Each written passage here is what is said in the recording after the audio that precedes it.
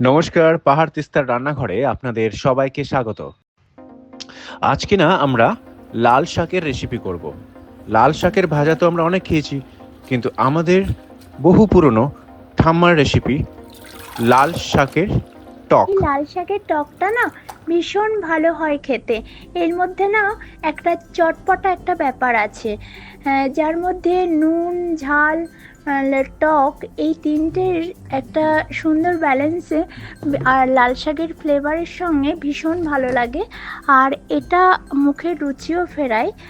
আর এটা তৈরি করতেও বেশি টাইম লাগে না, আর গরম ভাতের সাথে খেতে ভীষণ ভালো লাগে। শাকগুলো ভালো করে ধুয়ে জল ঝরাতে রেখে দিয়েছি। আর লাগবে তেঁতুল, জল দিয়ে ভিজিয়ে রেখেছি কিছুক্ষণ, আর চিনি, গোটা সর্ষে, শুকনো লঙ্কা আর কাঁচা লঙ্কা লাগবে। আর লাগবে নুন, হলুদ।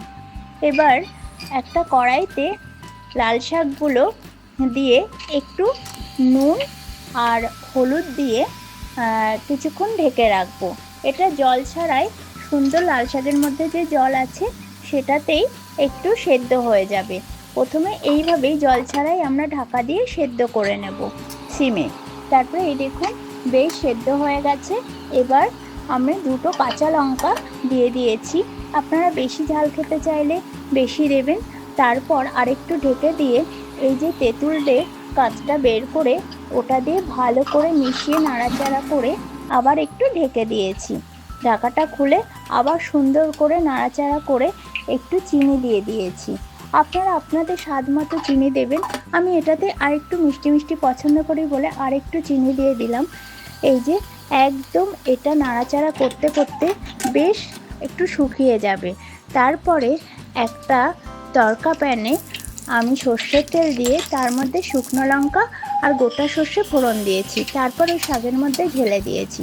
তারপর ভালো করে নাড়িয়ে চাড়িয়ে দেখুন বেশ শুকিয়ে গেছে, কড়াই থেকে ছেড়ে আসছে। তখন এটা বুঝবেন রেডি হয়ে গেছে।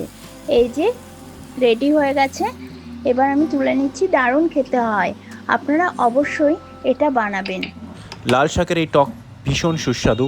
যদি এই রেসিপিটি আপনার ভালো লাগে তাহলে ভিডিওটি অবশ্যই লাইক করুন, শেয়ার করুন এবং আমাদের চ্যানেলটি সাবস্ক্রাইব করতে ভুলবেন না।